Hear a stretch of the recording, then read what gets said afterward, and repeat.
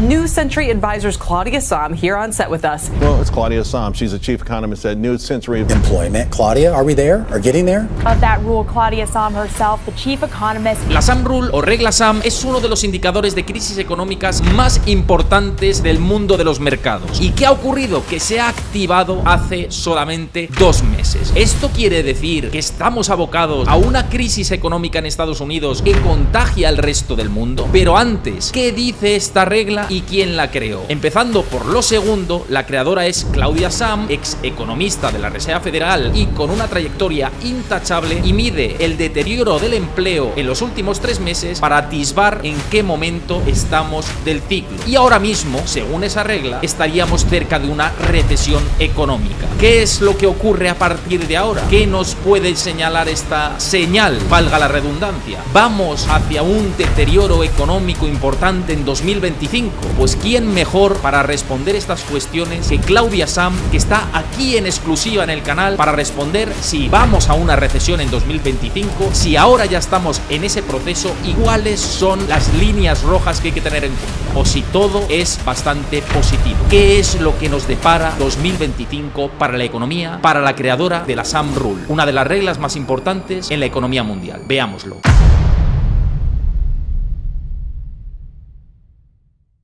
Bueno, pues muchísimas gracias a todos. Estamos en un momento histórico del canal porque tenemos a alguien tan importante como es Claudia Sahm, que es ex miembro de la Reserva Federal, desarrolló la Sahm Rule hace unos años, que es predictor de recesiones, indicador adelantado, y seguro que tiene muchas cosas interesantes que decirnos en el día de hoy. Hi, Claudio. It's a pleasure to having you here, and let's talk about economic stock markets. I make you an introduce in Spanish of your curriculum, so I'm so pleased to having you here. I'm thrilled to be here. Thank you. So first question that I want to ask you is, this week's we have an interest rates cuts by Fed, 50 basis points. So how do you rate this move? This was a very important decision that the Fed made. So they decided to begin what will be a whole series of interest rate cuts. They decided to begin it with a relatively large cut for the Fed, so a 0.5 percentage point. And that was in response to 2 things. One, in the US, inflation really has made a lot of progress back down to where, the Fed wants it to be. And also we've seen some signs that while the US labor market is in pretty good shape, it has been pointed in a worrying direction. And the Fed stepped in and said, we are not going to wait until this gets worse. We're going to act. The Federal Reserve in the United States has a dual mandate of price stability. Most central banks have a price stability and inflation mandate. The Fed also, since late 1970s, has a maximum employment mandate. So, and that very much was, the dual mandate was very much behind the decision this week. And then that's very important now, and also as we go forward, if we would see more weakness in the labor market. It's really convincing that the Fed would act again if they needed to. So do you think it's perfect timing to start the cut interest rates in 50 basis points, and it could be avoid a recession for the next year or the coming years with that decision? The Fed showed they reacted to data in the 7 weeks in between their July meeting and their September meeting. We got quite a bit of data on the labor market that wasn't as good as we thought it was going to be. And I don't read where the US is right now as being in a recession or close to a recession, but like that's a very low bar, right? Avoiding a recession. Like what we should be aiming at, and what the Fed's mandate aims at, is a labor market that is as good as it can get. And that was the piece that was starting to slip away, and was pretty clear from the data that things just weren't as good as the Fed thought they were. And so they went in, and I'll use the words even recalibration. So it's, in some ways, it's a very light touch, just reassessing, hey, we got some information. We feel like we should get moving a little bit faster. It doesn't mean that every time they're going to cut 50. There was very much a tie back to data and information they got. It was so refreshing and encouraging to see the Fed be willing to break with history. Oh, they only cut by 50 in a crisis. We're not in a crisis. Oh, it's going to scare markets, right? The Fed just went in. Oh, it's an election season, right? Like there were so many reasons for the Fed not to go big if you look at this typical Fed playbook, the history. But at this point, like history has not been a helpful guide in the last 4 years. This has been very unusual times. It's been very hard to read the economy and to chart the course forward. So to see a Fed that set that aside and said, yes, this all, that was the past, that made sense in the past.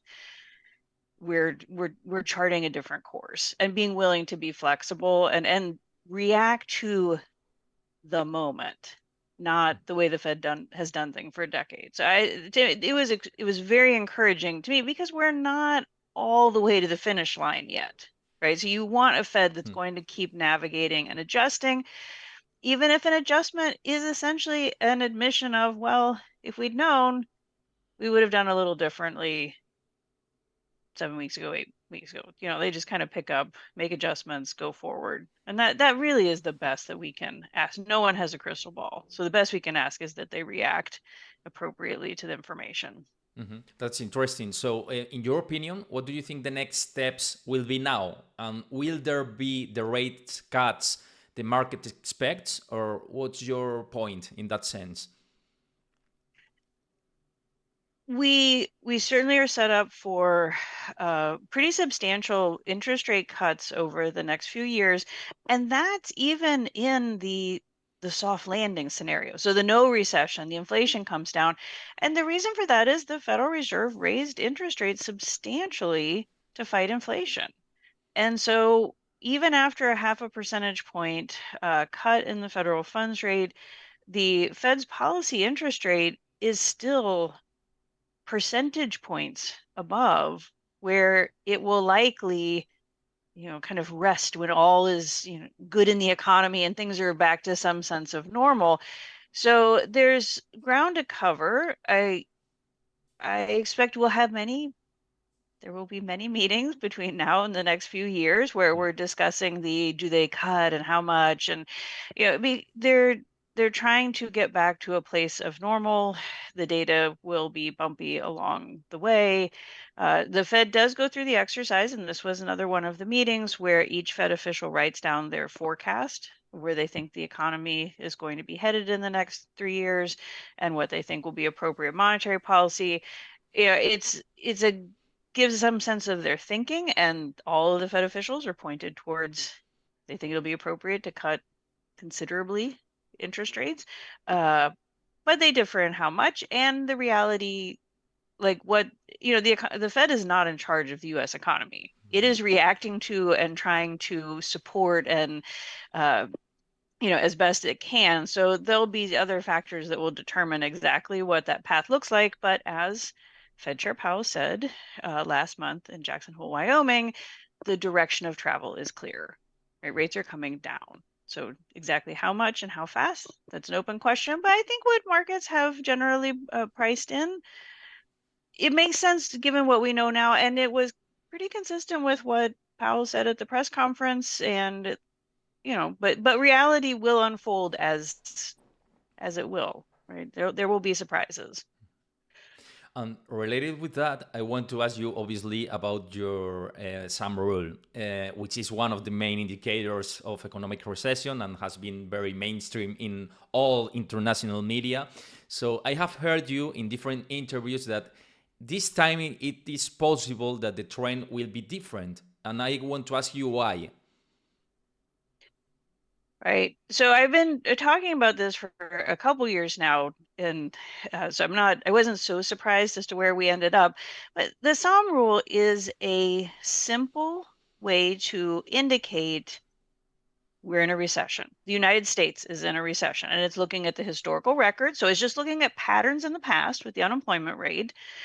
We do know in the past, small increases, relatively small increases in the unemployment rate would be bad news. and they will build on each other. So early in recessions, typically the unemployment rate on a 3-month average basis moves up a 0.5 percentage point below its prior 12 months. So that's not a lot, 0.5 percentage point. And when that has happened, that has typically been in the early months of a recession. So it's not a forecast. It's like indicating a recession. And then in recession in the US, with the unemployment rate goes up 2 percentage points, 3 percentage points. So it's just trying to get like an early signal on a recession. Now, the unemployment rate can go up because people can't find work and there's not enough demand for workers and there's layoffs. That's what we think of as, being part of recessions. That's why we fight recessions. It's very bad for workers and their families. And there's another reason that the unemployment rate can go up. It's if we have more people coming in and looking for work, and it takes time for them to find work, especially if they come in a lot. And we saw during the past 4.5 years since the pandemic in the US, we've had some really big changes in the size of the labor force. Millions of people dropped out in the beginning because of the pandemic.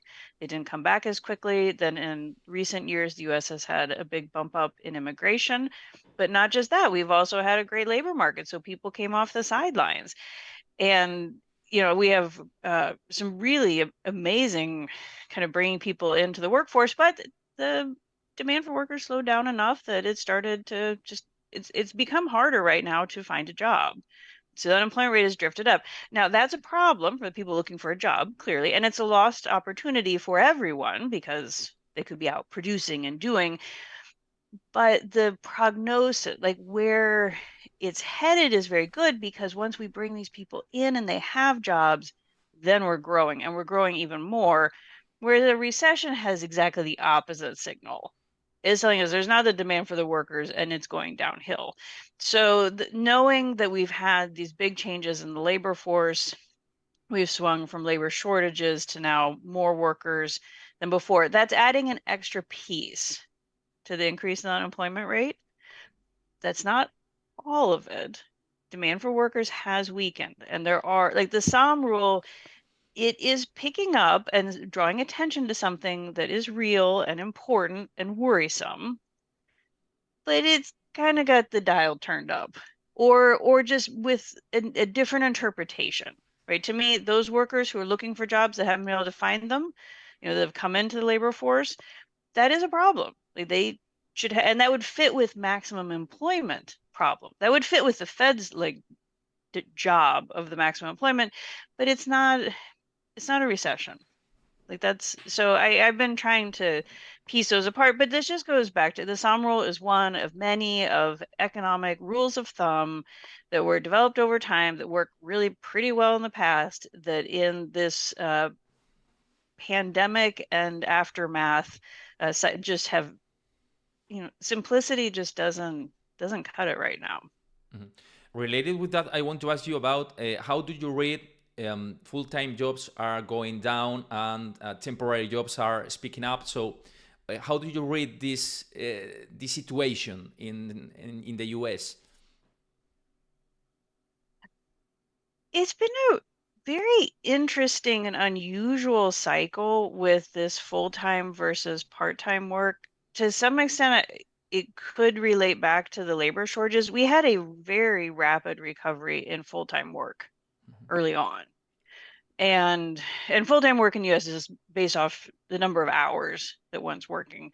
And then more recently in the last few years, you've seen the part-time work, which had lagged behind in its recovery, really pick up. And in fact, and I think the troublesome is not the part-time work picked up. Part-time work can be really good for people because it gives them a lot of flexibility. And for quite some time, we had most people saying they were part-time because they wanted to be part-time, right? Like if that's what you want, that's good. But we've had two things. One, the full-time work did trail off, and those tend to be good jobs, right? So that was a concern.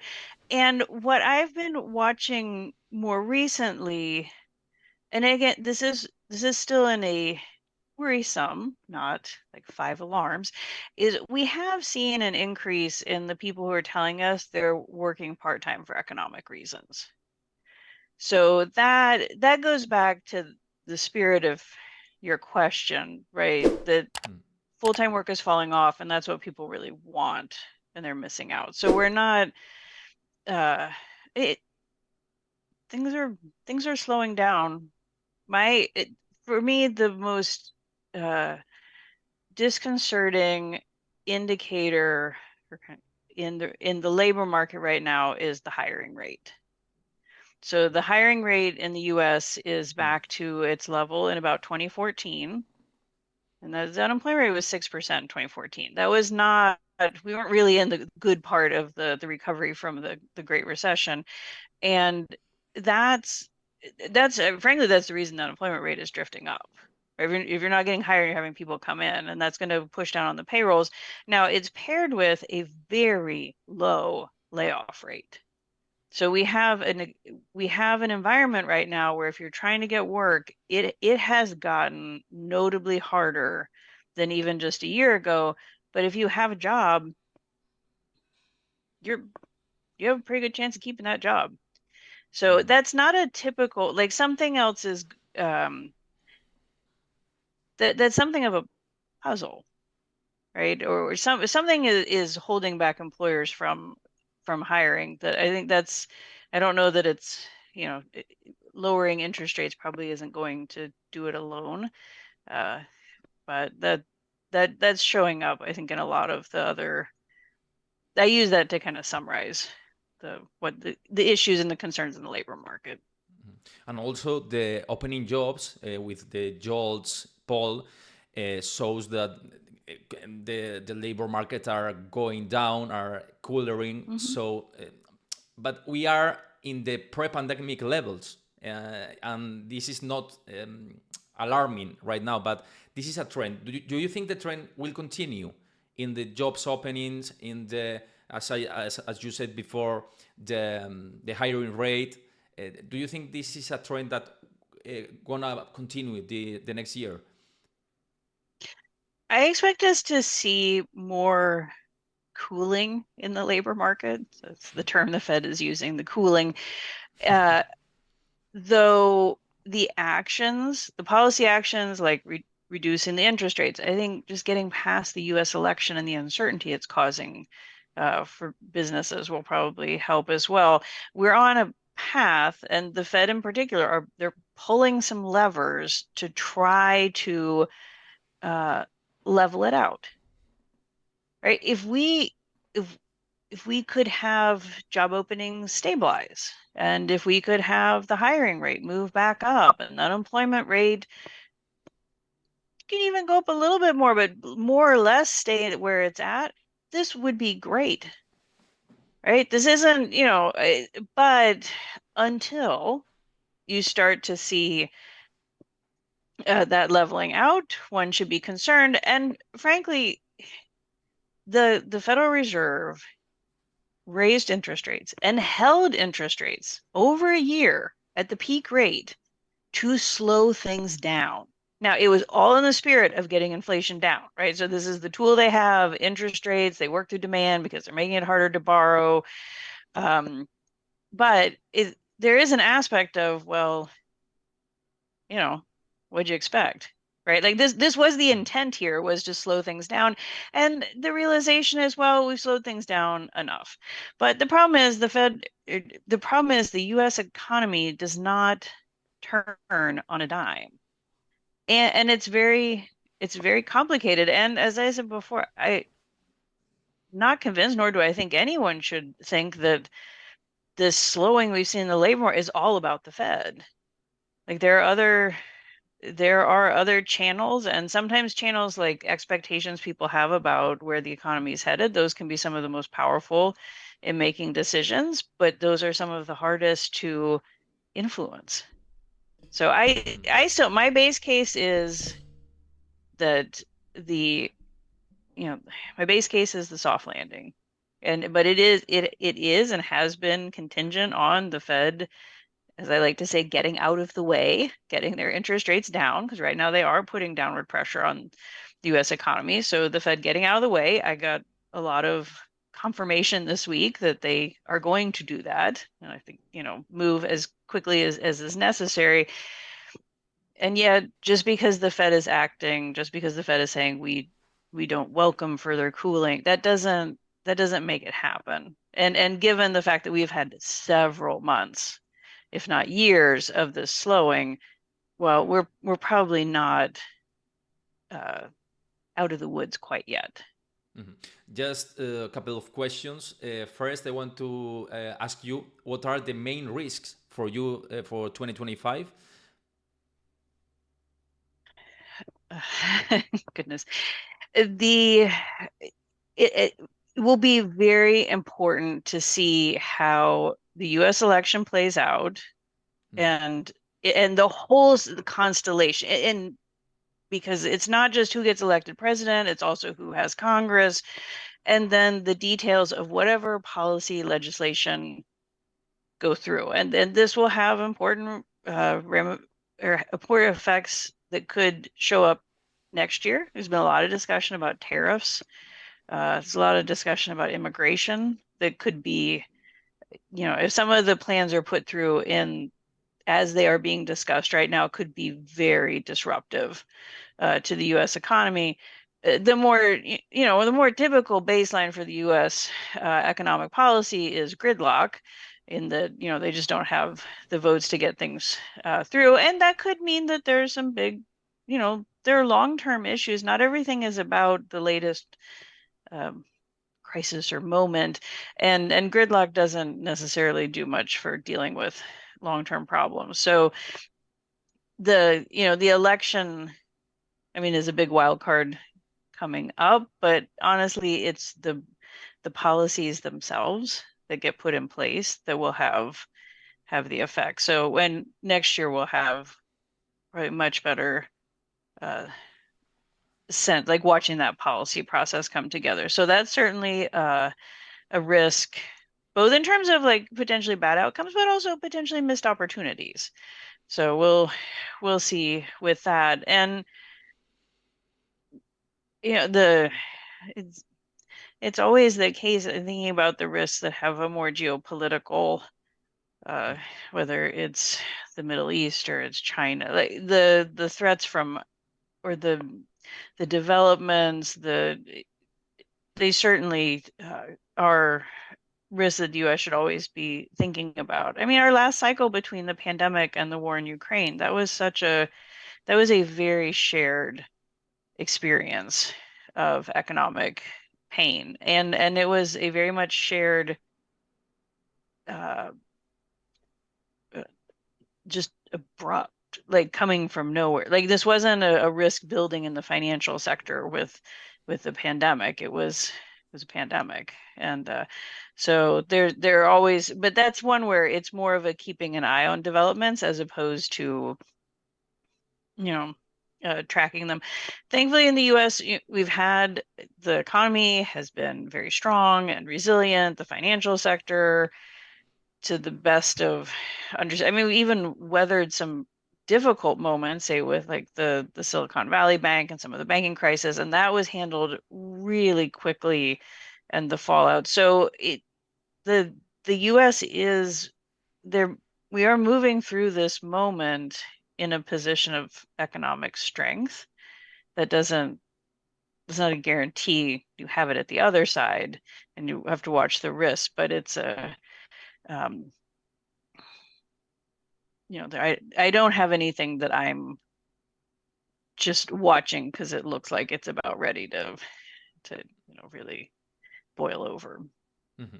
And just the last one, what are the bottom for the interest rates for you? It's okay for the next year, because we saw the dot plot this week. So what's your opinion of the interest rates? What would the bottom for them for the next year?